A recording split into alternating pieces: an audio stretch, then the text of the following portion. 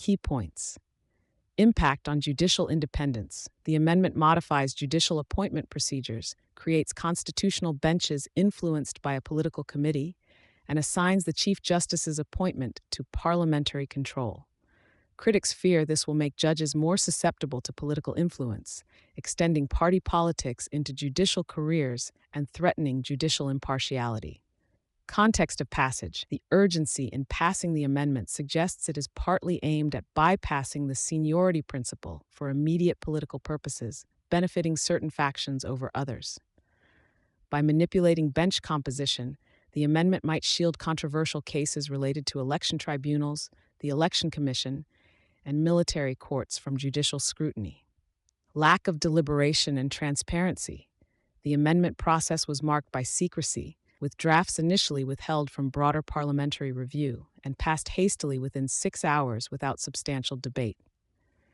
Despite its stated goal of enhancing parliamentary supremacy, the amendment bypassed extensive legislative debate, contradicting the principle of democratic transparency. Questionable legislative process. Allegations of floor crossing, missing senators, and political coercion taint the amendment's legitimacy, casting doubts on democratic norms and transparency. Broader implications for democracy. While judicial reform could recalibrate the balance between parliament and judiciary, the amendment's covert passage and possible ulterior motives risk eroding public confidence in the democratic process. Parliament's perceived alignment with executive interests over democratic principles could ultimately delegitimize its authority, undermining its claims to enhance accountability and democratic governance. Crux. The 26th constitutional amendment in Pakistan, intended to enhance parliamentary oversight over judicial affairs, has raised significant concerns about judicial independence and the legitimacy of the parliamentary process. The amendment alters judicial appointments and the structure of constitutional benches, potentially increasing political influence in judicial decisions. Critics argue that the amendment's rushed passage and lack of transparency could undermine democracy by compromising judicial autonomy and public trust. Key points. Implications for judicial independence.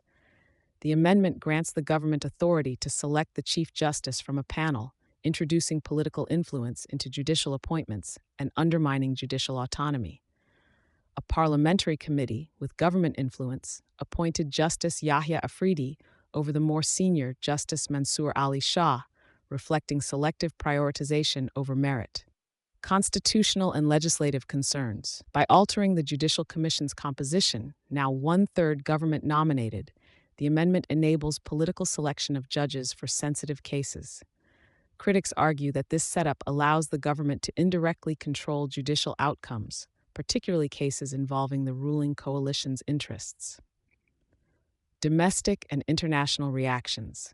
The legal community, including the Karachi Bar Association, rejected the amendment as a breach of judicial independence and a threat to justice.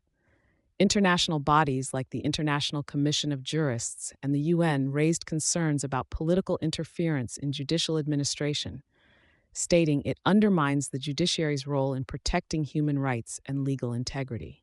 Hasty passage and transparency issues. The amendment was passed swiftly, with minimal parliamentary debate, limited public information, and alleged coercive tactics, raising questions about transparency and democratic process. An editorial referred to the outcome as a manufactured majority, echoing opposition claims of government manipulation to secure votes. Political motivation behind the amendment.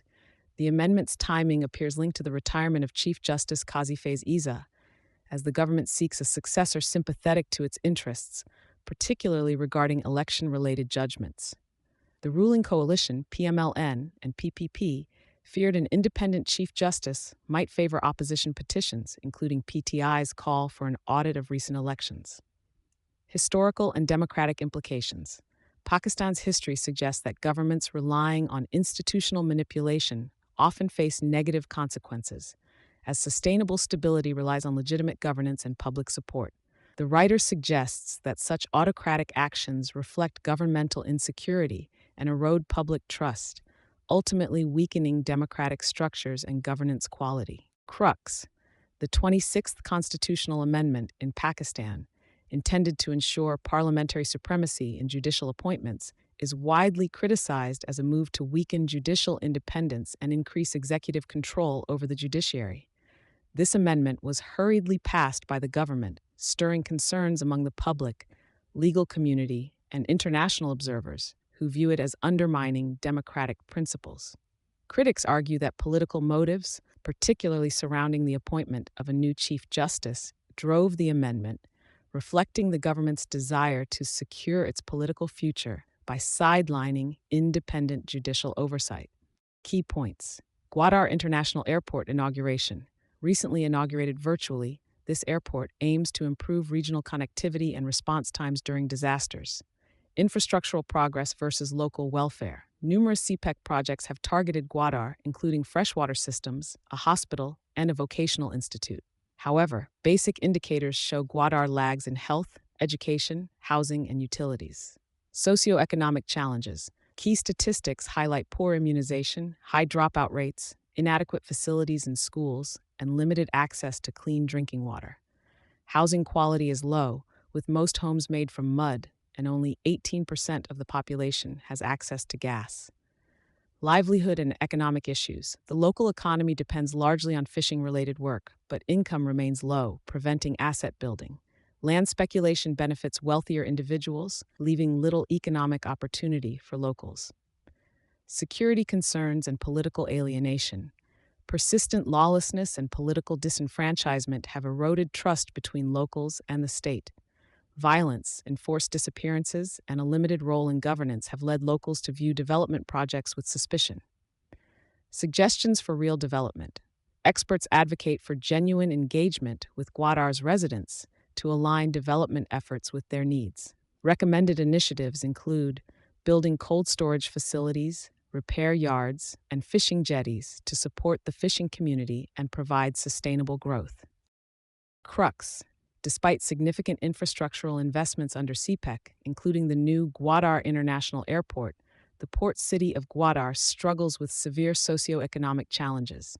Inadequate education, healthcare, and basic utilities, alongside poor housing and a fragile livelihood structure, leave the local population largely disconnected from the development benefits. To create sustainable growth in Gwadar, development initiatives must prioritize the needs of local communities, particularly by improving conditions for the fishing industry and ensuring that local voices shape future development plans. Key points: American Muslim voting dilemma. Gaza conflict fuels dismay among Muslims, questioning continued support for Democrats. Polls suggest a reduced Muslim American vote share for Democrats, 29.4% for Kamala Harris, down from 65 to 80% in past elections. Comparisons with Pakistan's liberal left. Pakistan's liberals, disheartened by anti-democratic moves like the 26th Amendment, are often conflicted on whether to engage in a system seen as compromised. Both groups face the choice of engaging with flawed institutions or opting out, which risks democratic retreat. Engagement and constructive debate. Muslim Americans value informed debate and collaboration, even amid disagreement, e.g., Shadi Hamid voting for Harris, Harun Moghul abstaining. Pakistan's liberals could benefit from engaging in constructive dialogue, focusing on shared goals. Institutional focus and local governance. Critics urge shifting focus from individual leaders to building democratic institutions, respecting policy preferences. Local governance, a crucial counter to elite control, should be prioritized, as Moghul plans to support state-level candidates over the presidency. Long-term movement building. Effective change requires organization over emotional reaction. Muslim Americans recognize the need to build influence that counters structural incentives. Pakistan's political efforts should concentrate on grassroots organization, civic education, and long-term movement building, rather than reliance on singular leaders. Crux. This article delves into the voting dilemma of American Muslims in the upcoming U.S. election, largely driven by concerns over the Gaza conflict. While disillusioned by the Biden administration's stance, they're wary of Trump's anti-Muslim legacy, forcing a tough choice: vote for the lesser evil, third party, or abstain. The article suggests that Pakistan's liberals, facing similar democratic disillusionment, could draw lessons from the Muslim American approach to political engagement, valuing votes, embracing debate, focusing on institutions, supporting local governance, and adopting a long-term vision for democratic change. Key points. Rising violence in KP. Recent days saw multiple attacks in KP, including a suicide blast in North Waziristan and an assault in Di Khan, which led to the deaths of 18 security personnel. The TTP claimed responsibility for one attack, portraying it as revenge for recent security operations. Security forces and civilian support. Heightened vigilance and proactive operations are essential for the security forces. Engaging the local population, who are exhausted by the ongoing violence, is crucial for intelligence and operational support against militant threats. Casualties among young security personnel. Among those killed was a 19-year-old cadet who sacrificed his life defending a mosque, a tragic reminder of the human cost of ongoing terrorism. The increasing loss of life calls for a strategic reassessment to protect young security personnel and civilians. Need for a specialized counterterrorism unit. Regular forces, trained for conventional warfare, may not be adequately equipped to handle asymmetric warfare tactics used by terrorist groups.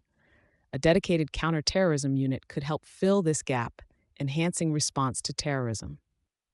Impact on public confidence.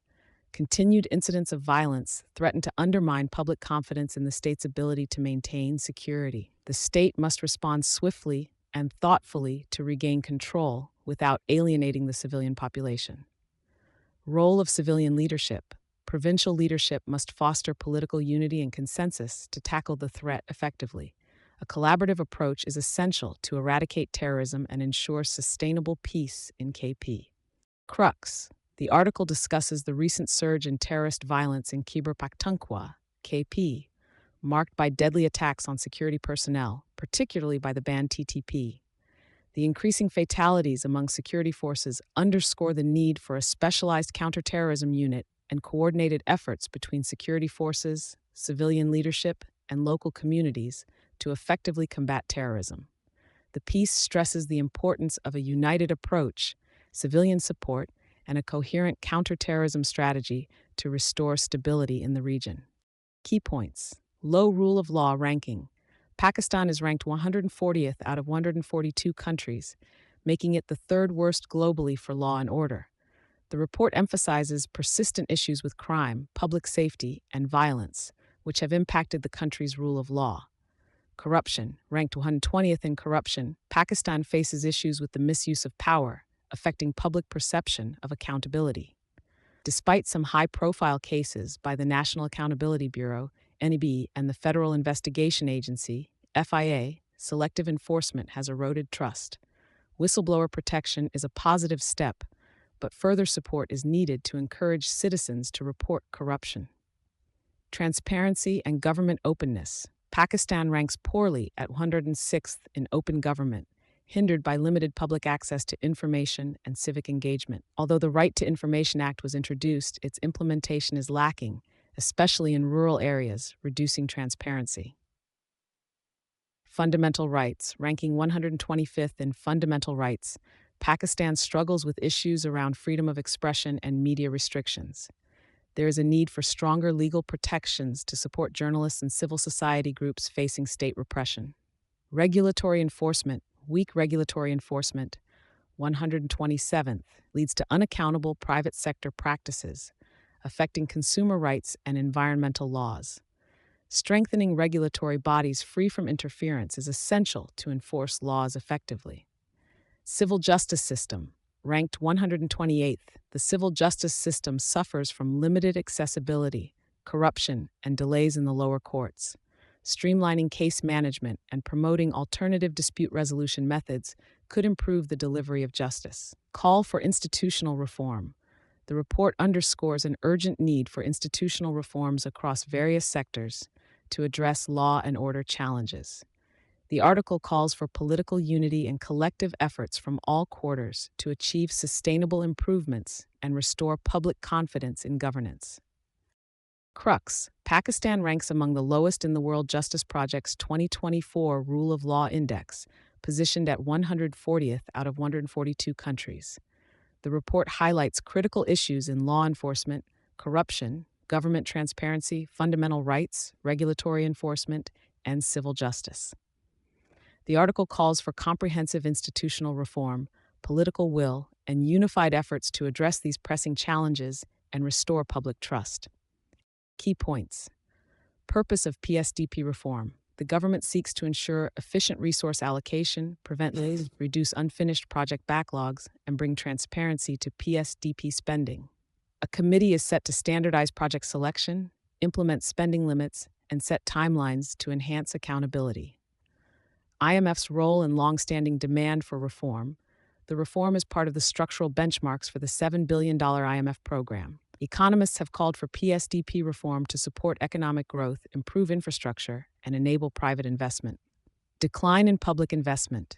Public investment in development has declined significantly from 7% of GDP in 1992 to around 1% today, impacting the PSDP's effectiveness in promoting growth. Backlog and project viability. Many projects face cost and time overruns due to political influences that lead to annual increases in new schemes despite limited funding. The IMF report estimates that Rs 10.7 trillion is needed to complete long unfinished projects. Accountability and provincial reforms. There is currently no system to hold those accountable for taxpayer losses due to unfinished projects. With increasing decentralization under the 18th Amendment, provinces should also undertake similar reforms to optimize their development budgets. Crux. The government's recent initiative to reform the Public Sector Development Program, PSDP, aims to ensure efficient resource use, prevent project delays, reduce the backlog of unfinished schemes, and enhance transparency. This reform is a requirement of the IMF's $7 billion program, but it is also essential to improve infrastructure, support growth, and drive public investment. The article stresses the need for economic accountability and advocates for provinces to adopt similar reform measures to maximize their development budgets.